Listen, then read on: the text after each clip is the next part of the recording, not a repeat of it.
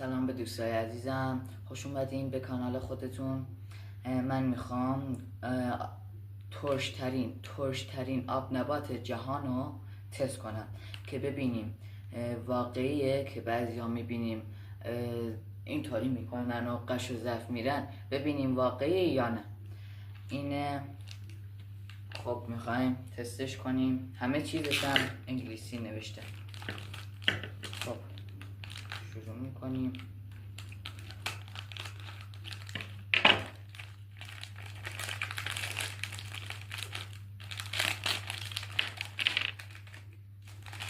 تموم شدیم.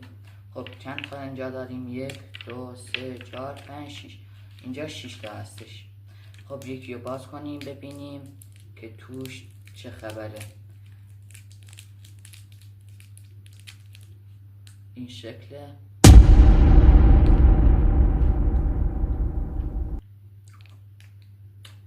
خیلی کم. داره هر چیز بیشتر میره ترشتر میشه.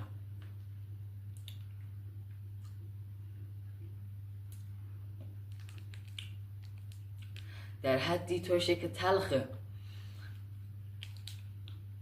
واقعا خیلی خیلی تلخه و ترشه در حدی که ترشه تلخه. پیشنهاد میکنم یه بار تستش کنید و ببینید چه مزه‌ایه.